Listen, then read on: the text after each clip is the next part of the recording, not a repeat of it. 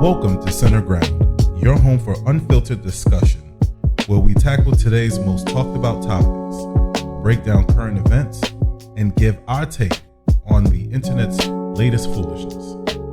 Tune in and let's find some common ground. Let's get this party started. Welcome back to Center Ground Podcast. Shout out to Ask a Brother Podcast. Every time I'm on vacation, I tend to come across his content for some weird reason, but my feed only shows it when I'm on vacation. But the first time I came across this brother, he was talking about the relationship between men and women, and then he then went on I believe the Lapeef network, where he was doing the same thing. But I remember he was talking to two white women about I think it was the dynamics and the expectations of both men and women in relationships, and psychology and counseling and things like that, and how we tend to view things differently based off of the gender. So he caught my attention with that. But with this being said, this is called Women Arguing Bad Faith, which is, I do think this is a topic that needs to be addressed, because I grew up around majority women. So I have a weird understanding of how women argue, and I think sometimes that gives me one, different perspective into how they feel about situations, and two, it also equips me with the ability to understand how to argue with them using logic, because I grew up around them. So I know the tactic that they use, I know the way that they think, I know that it's a bit different from the way that men think. So I think it actually helps me. But with that being said, let's just get started. Also, you hear Jazz saying, don't do it. That's fine. But we never say don't do it when women talk about their trepidations. We ask men to get better. We ask men to not be out here essaying women. We ask men to not...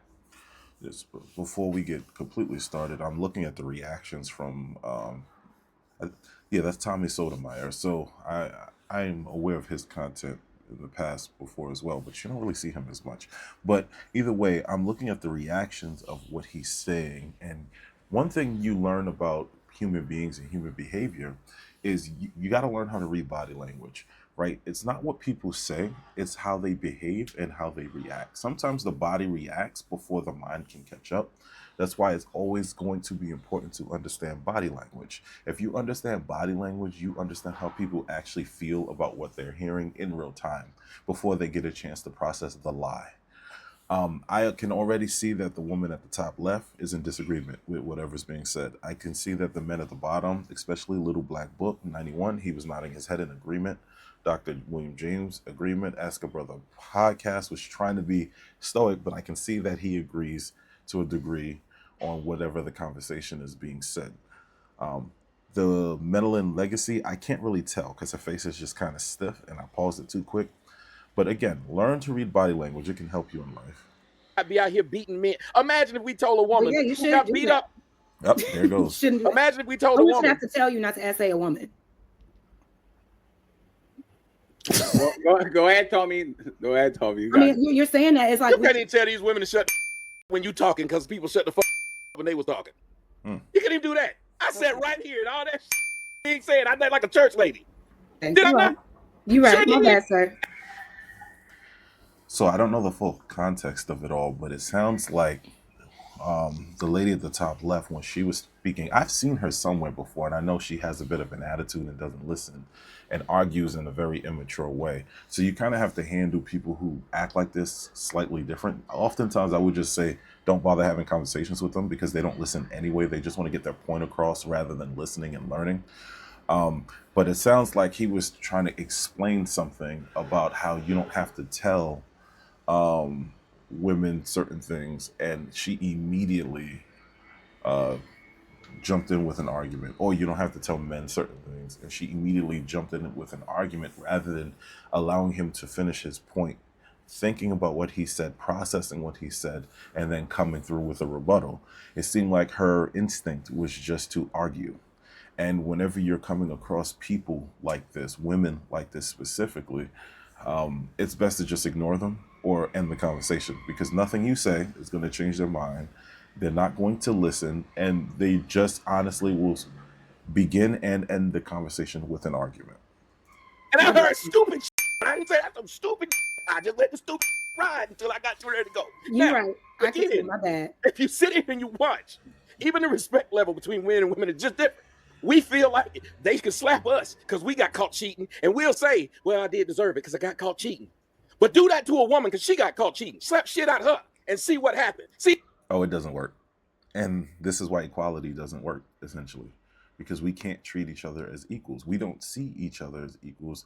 No one actually see each other as equals. I think you should try to treat people with a sense of equality. In other words, if I have respect for you, I believe you should have respect for me. That's how I live my life. If I don't put my hands on you, I don't think you should put your hands on me. I think these are basic principles that anyone in life can live by. But when we look at and view men and women dynamics, things change. And that's where things get very tricky. Because, like he said, if a man does something that offends a woman, you're going to start seeing it. And I've noticed this in content. The more people record, the more things are getting revealed. When men hurt the feelings of women, when men say things that women don't like, women get extremely aggressive in the modern age and hit. I don't know why. I understand why they feel comfortable, because there's no punishment, which is why we have to start talking about the importance of punishment, right? Because if I hit you and I go to jail, why is it that you could hit me as a woman in the same context and not go to jail, not face any, severe fines, not lose your job? As a society, this is something we need to change. See if people say, well, she deserved it because imagine you having a conversation with a woman and she say something disrespectful. You toss a drink in her face. See who will think that makes sense. So women get away with so much that they think it's normal. So see, that's what I was saying. Because they don't get any severe punishment, they are more likely to engage in certain behavior. And we're starting to see it more and more. It's like, if you look at how many men get hit by women on the internet versus how many women get hit on the internet, the numbers, they don't meet up. You're more likely to see women hitting, slapping, pushing, punching men, strangers online, which is very odd to me because men tend to be bigger. But then those same women, especially when caught on camera, especially when held accountable, they'll instantly to make themselves the victim and then say that they were scared for their lives, which I've always found weird, because if you're actually terrified of the person that you're beating up, wouldn't it make more sense to run away from them, get away from them, than to attack them? It's like when you watch the videos, they never look scared when they're in the act, but after the fact, when they are going to be held accountable, that's when the fear comes. And honestly, I think the fear is more so the accountability than the attack. when a person says you picked the wrong person, we should say that to them when they get essayed by a man, since the person didn't want to listen what my point was. We should tell women that you should know better not to cheat, shouldn't you? You should know better not to lie on a man and try to. So like what I said earlier with body language, I'm not really focused on anybody else at this point, because the conversation is between Sotomayor and Jazz. That's her name. So if you watch when they're speaking, when he's speaking, you can see it all written in her face. She just wants to argue. I don't think she's listening at all.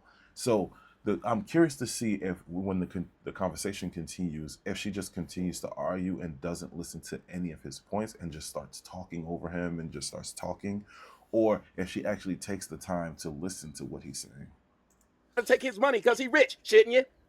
It's funny how she said, well, you should know better not to essay. But these other things, she didn't say, well, they should know better not to do that too. That man worked hard for his money. You should know better than try to take it from him.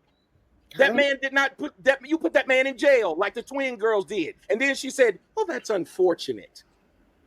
When Brian Banks spent 6 years in jail, it was just unfortunate. She was trying to make it seem like Shannon Sharp was doing something wrong by settling. When literally men are in jail right now, if it wasn't for the fact that the justice system was a bit off, you wouldn't have this thing called the Innocence Project. You know the Innocence Project? So here's the thing. Most people are unaware of the Innocence Project. The Innocence Project has been putting in a lot of work, I think, over the past decade. I'm not sure exactly how long they've been out, but they've been putting in a lot of work, because there's a lot of men, an astronomical amount of men, who are in jail because they were falsely accused of some sexual or some other type of violence, and there's no proof of them actually partaking in that behavior. It was literally just she said. right? If some woman, I remember there was one particular case where a white woman said a black man, harmed her, essayed her, and he was in jail for, I forgot, like 10, 15, 20 years or something ridiculous like that. The Innocence Project got him out. And what was really alarming is if you actually reviewed the case, there's no reason why that man should have ever gone to jail. The only proof that they had of this man doing anything to this woman was the fact that she said he did it. Even the court files, if you read through the transcripts and you see everything that was said and done in court, you can tell it was all nonsense. But you can tell it was a group of people who wanted someone to go to jail because a white woman was crying.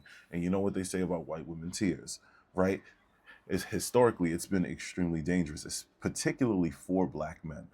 But she said he touched her. She said he did things to her, and then he sat in jail. Here's the kicker. Few years later, they found out that this man and this woman have never crossed paths. They literally never saw, looked at, or spoke to each other. So this man spent a good portion of his life in prison just because a lady said that she was sexually assaulted. Now, here's the thing. We don't even know if she actually was sexually assaulted. Think about that for a second. So this man lost his life, was in jail all that time. Because you can't get that time back. I don't care how much money they throw at you, right? And then that stigma, that shame is on you that, oh, you harm women. That doesn't really go away. That man probably won't be able to date. That man probably won't be able to have kids. That man probably won't be able to have a family simply because that woman said he did something that he wasn't even capable at the time of doing. So just sit on that for a moment. That's why I've never believed in the Believe All Women movement, because the Believe All Women movement would mean that women are incapable of lying. And because they're capable of lying, I can't then just believe anything they say. Now, the argument from women is usually, well, what if it was your daughter? I would hope that if one of my daughters came to me with something like that, one, they would know not to lie, because I think I would have raised them better. And two, those are people I know. So I would more likely, and I'm more inclined to believe people I know than strangers. But like Thomas Sotomayor said, it is important to understand like things like the Innocence Project. And if you have no understanding of it, please look it up, because you will learn that manipulation is the art of the game in some of these cases. And the worst part is of that situation, when that woman was caught in a lie and they told her that that man did not touch her, did not do anything to her, her response was, oh, I don't care. He deserved to be in jail anyway. He looked guilty. This is why you must trust logic over emotions at all times.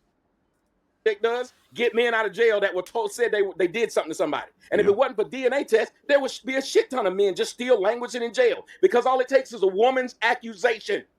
If a woman says you did something to her child, everybody looks at you as a bad person. Remember that rapper Duty Low? Yep.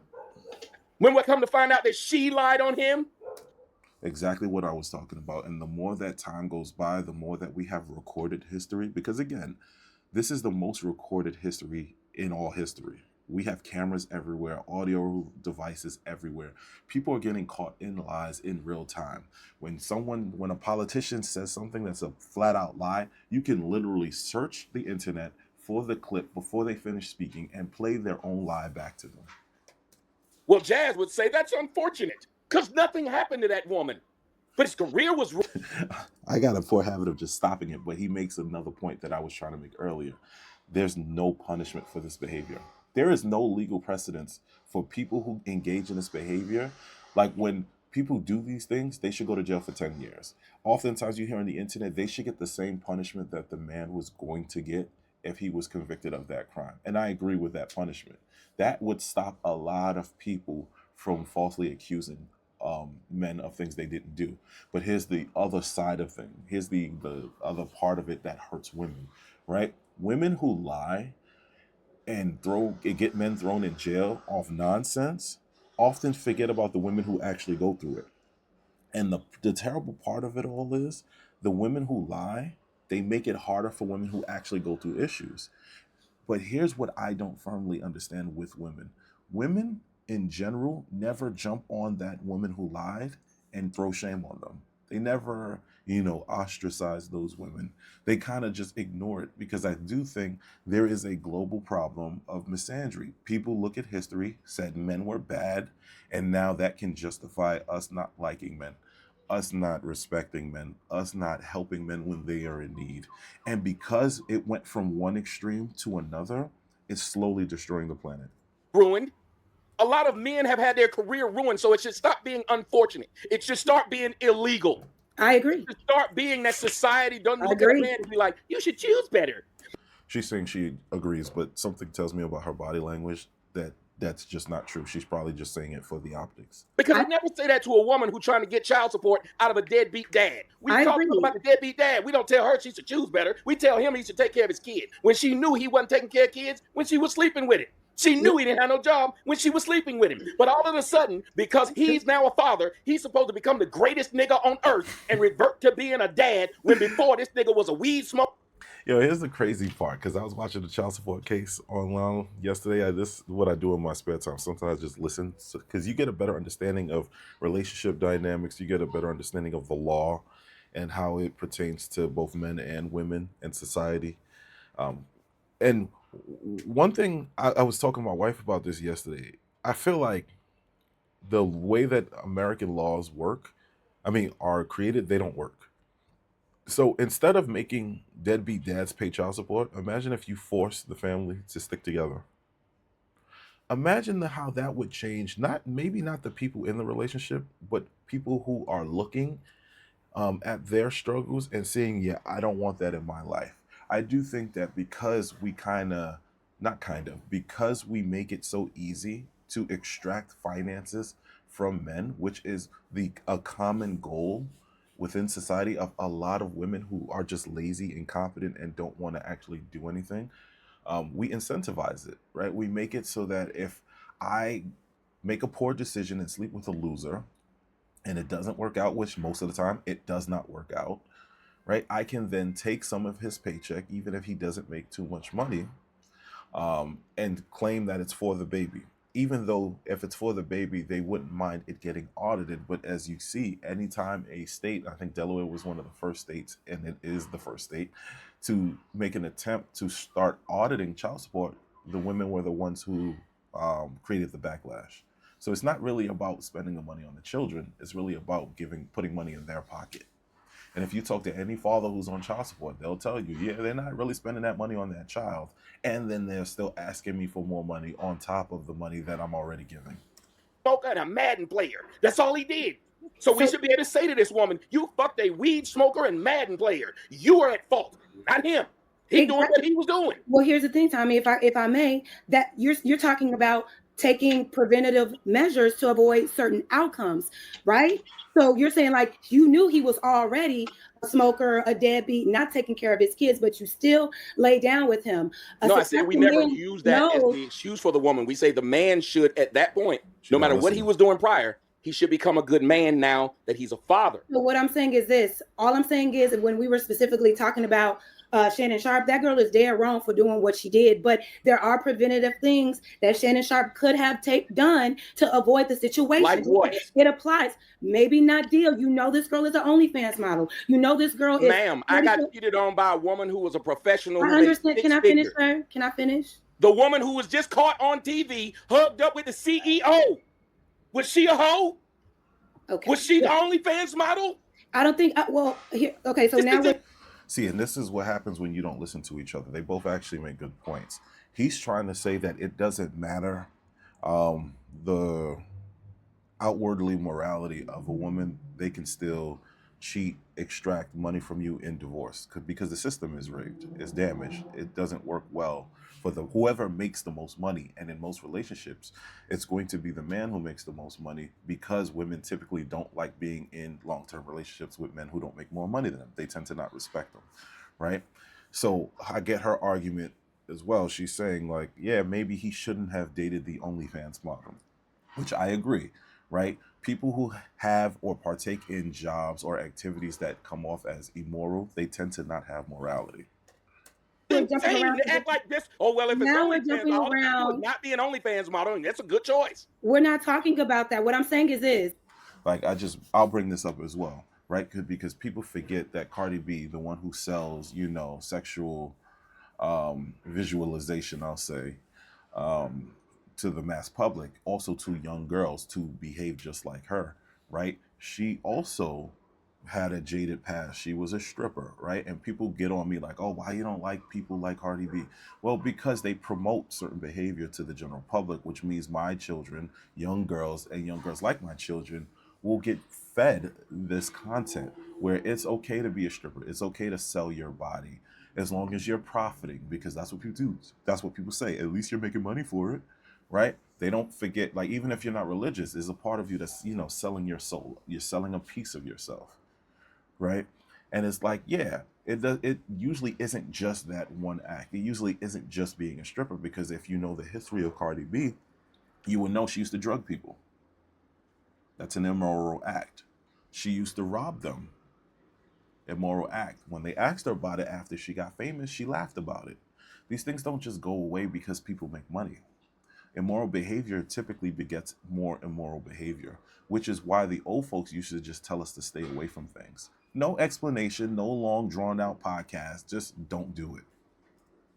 Shannon Sharpe is a 50-something-year-old man. There is better quality women out here for him than a 19, 20-something-year-old OnlyFans model that's looking for a come up. He could have taken preventative measures to avoid the situation. She's dead fucking wrong. That's not his point. Condemned. She should be dragged. One second. Let's repeat down. That's not his point, Jess. You can address the point. I don't understand how. After a man says that, the point is simple. There's a 49-year-old career woman. I don't know if you gave Dr. Fatty, which is a crazy name, by the way. I was not expecting that accent. That accent is thick, boy. Making millions of dollars, being the head of HR for a multi-billion-dollar company, and she was cheating on her husband. She has no character. So even if you go to the hood rat, you go to the OnlyFans model, you go to the professor, you go to the scholar, you go to the career woman, these women, you can't identify them because they're talking about chameleons.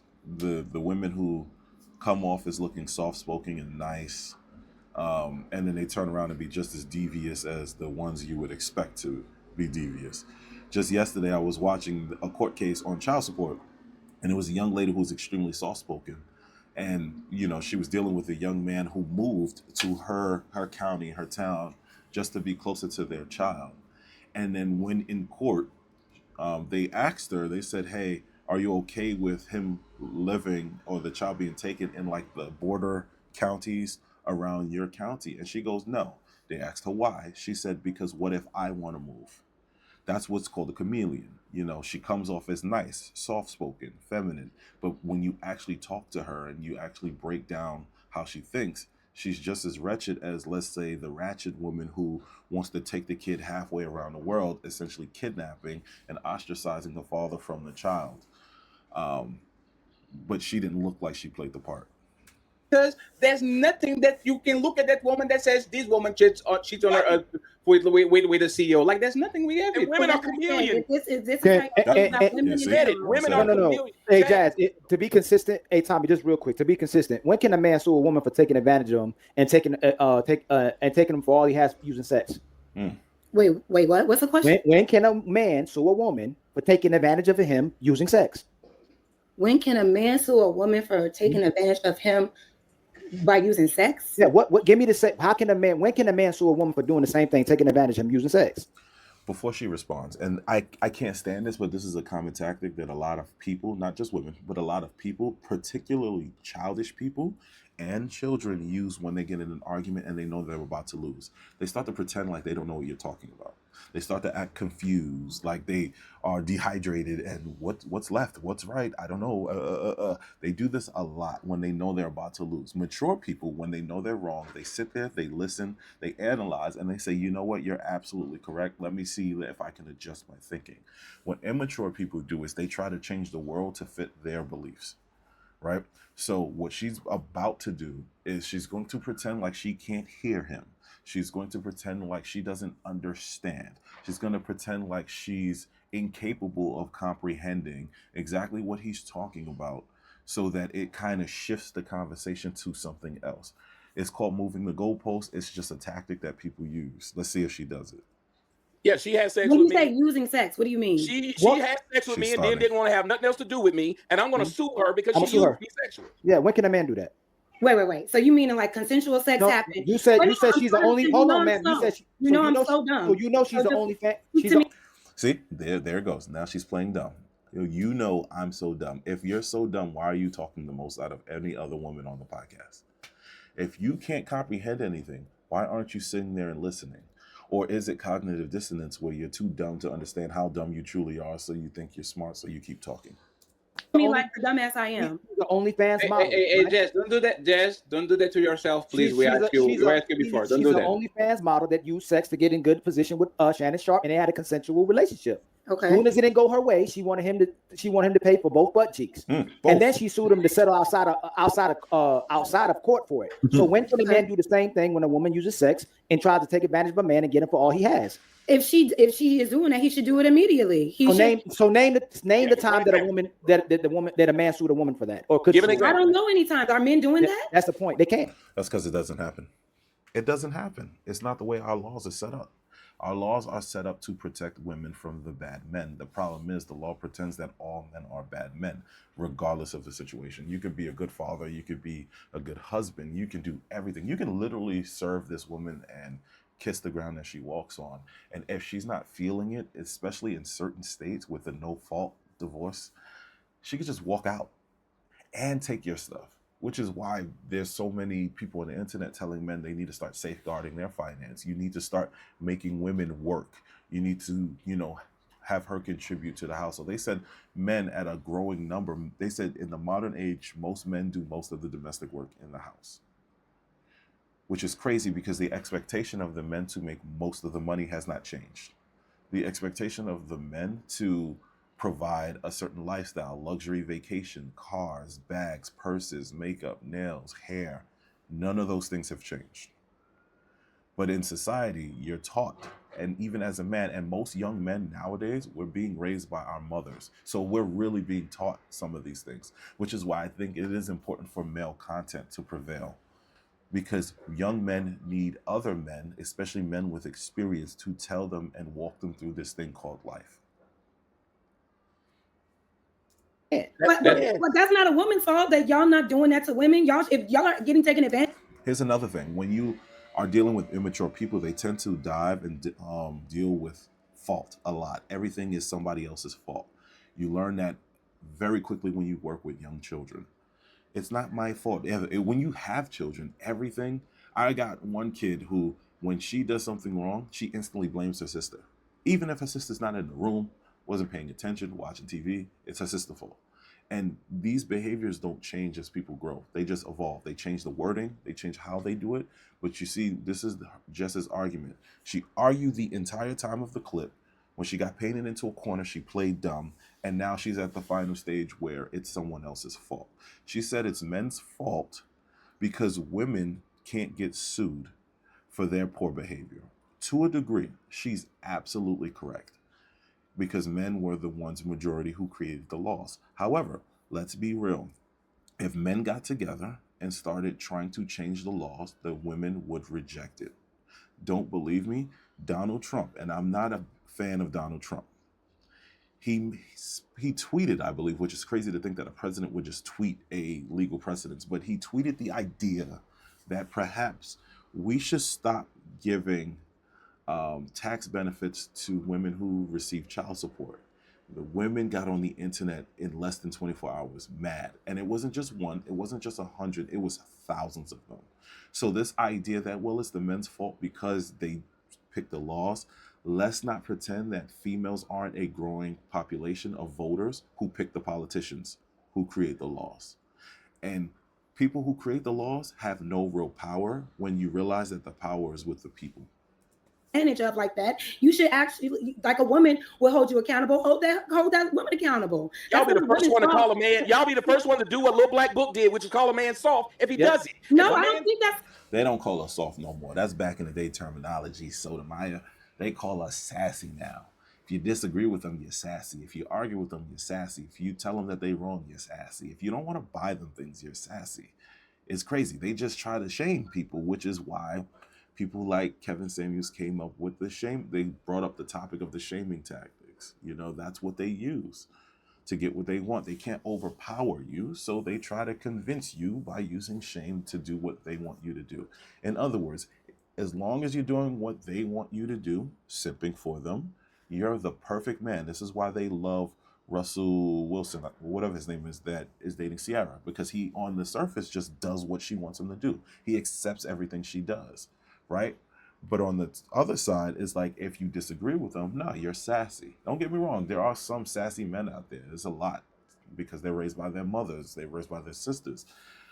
So they exist. But again, I can't remember people's names very well because I tend to not care about celebrities that much. But what is the name? Dante, the preacher guy who was dating Megan Good. Remember when he was jockeying for her and saying that she could sin and do all this crazy stuff, even though it was against his religious principle?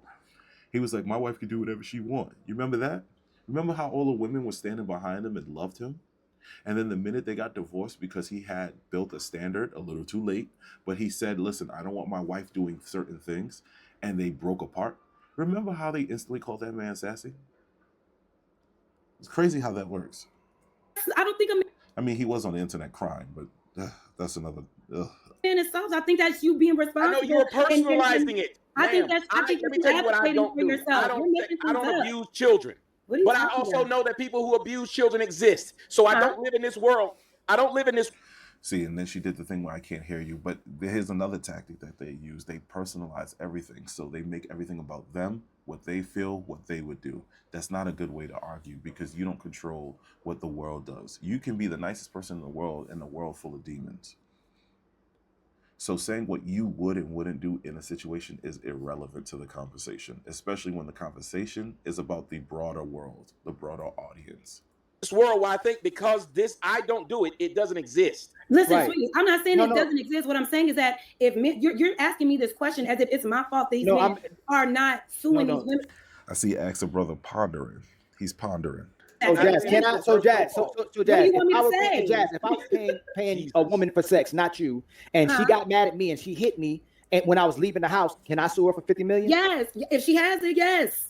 Let me. Suing somebody isn't gender specific. Hey, Jess, let me get brother. Let me get brother interrupted, please, for a second, and then we go back to the people that are not talking on the open panel. Okay. Yeah. And by the way, shout out to the 767 people. We are famous today, so okay. Like the video, the likes are for free. When we grow up, we're going to be like all these legends on this place. So once again, the best is yet to come. Go ahead, brother. I appreciate you. Go ahead. Thank you for waiting for your time. No problem. Like I had said earlier in the previous point about when individuals, men or women, are very gynocentric or femcentric versus being like more family-centric or community-centered, it's not really that the goalpost is moving when you're trying to get them to acknowledge and own that women's bad behavior there needs to be some type of different action going on in comparison to men's behavior. It's really that when they're referencing or being brought up the issue about women's behavior, the goalpost doesn't exist. This is why you feel like you're just pissing at the wind. Man after man after man is trying to show example after example after example of how things are happening that seems to be at the expense of men that women are getting away with.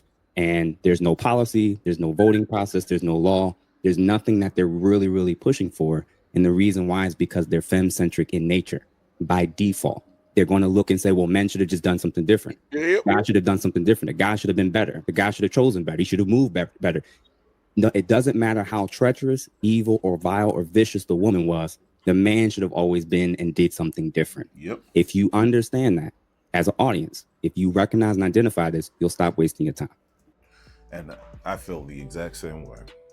And that's me being raised by women, growing up around women. There's certain arguments that doesn't need to be had because they're never going to listen. They can't see it from your perspective. Now, if you find one who is willing to listen, willing to respect you enough for you to get your point across without them interrupting, hold on to that woman. If it's just a friend, hold on to that friend. Because women like that are rare at this point, and they're becoming more rare as time goes on because we live in a society of people who tell them that behavior is a-okay. We live in a time where they are told that their views are more important than any man's, right? You hear it all the time. Women are saying online and in podcasts that because a man has something to say, It doesn't matter because he's a man. He can't tell them anything because he's a man. They don't care about qualifications. They don't care about rationale. They damn sure don't care about logic. So when it comes to arguing with women, you have to be very mindful. If you're doing it for the sole sake of entertainment, go for it. If you're actually doing it to teach, don't waste the time. You have to be very specific who you have these conversations with, because some really and truly act like children. And one of the clear indicators is if you're having the conversation and they can't stop talking, shifting, or making really weird faces while you're speaking, you're essentially wasting your time. Until we meet again. Thanks for listening to the Center Ground Podcast. We'll be back soon with some more great content. Don't forget to like, subscribe, and comment on the video. We are a new channel, and growth is essentially our main objective. So send us an email at centerground.pod@gmail.com with any ideas or clips you would like for us to review. This was definitely fun, and I'd say let's do it again. But before you go, always remember, greatness lives somewhere within you. Just make sure you're taking the time to find the key to unlock that greatness. Until we meet again, I'll see you soon.